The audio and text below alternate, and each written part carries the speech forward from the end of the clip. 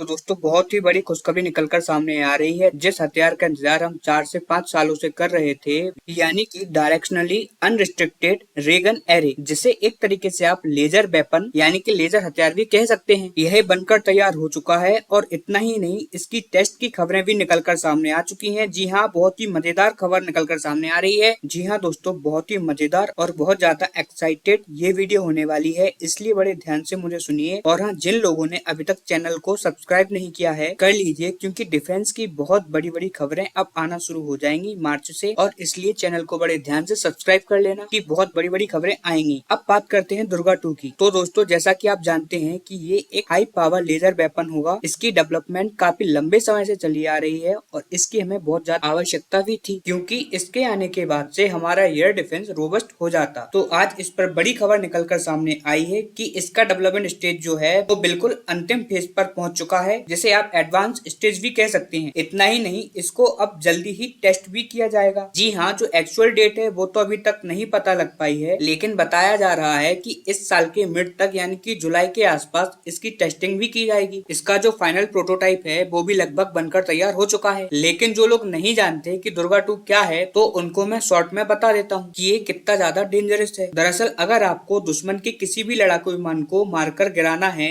किसी भी मिसाइल को रोकना है या फिर किसी भी ड्रोन को मारकर गिराना है, तो पहले उस पर मिसाइल छोड़ी जाती थी। आप अपनी मिसाइल दुश्मनों के लड़ाकू विमान, ड्रोन, इन सब पर मारते थे। लेकिन दुर्गा 2 के आने के बाद ऐसा नहीं होगा। दरअसल ये एक हाई पावर लेजर वेपन है। ये एक साथ इतनी एनर्जी फेंकता है दुश्मन के लड़ाकू विमान पर कि उसके जितने भी इलेक्ट्रॉनिक्स होते हैं वह सब जल जाते हैं, जिससे लड़ाकू विमान अनकंट्रोल होकर जमीन पर गिर जाता है और तहस नहस हो जाता है। और सबसे खास बात कि इसे आप अपने लड़ाकू विमान में भी ले जा सकते हैं, जिसकी मदद से आप दुश्मन के डिफेंस सिस्टम या रडार को भी निशाना बना सकते हैं। यानी कि ना सिर्फ हमारा एयर डिफेंस मजबूत होगा, बल्कि हम हमारा जो अटैक है उसे भी ज्यादा लीथल कर सकते हैं। यानी कि ये एक ऐसा हथियार है जो कि हमारी सुरक्षा भी करेगा और दुश्मन पर प्रहार भी करेगा। लेकिन सबसे मजे की बात है वो है खर्चा, कि जो काम दुर्गा 2 करती है वो हम अपने इंटरसेप्टिव मिसाइल से किया करते थे। यानी कि अगर दुश्मन की कोई भी मिसाइल हमारी तरफ आ रही है, लड़ाकू विमान आ रहा है या फिर ड्रोन आ रहा है, उसे मारकर गिराना है, तो हम अपनी तरफ से मिसाइल छोड़ते थे। वो मिसाइल दुश्मन के लड़ाकू विमान से टकराती थी, तबाह कर देती थी। फिर हम दुश्मन के जो रेडार हैं या डिफेंस सिस्टम हैं,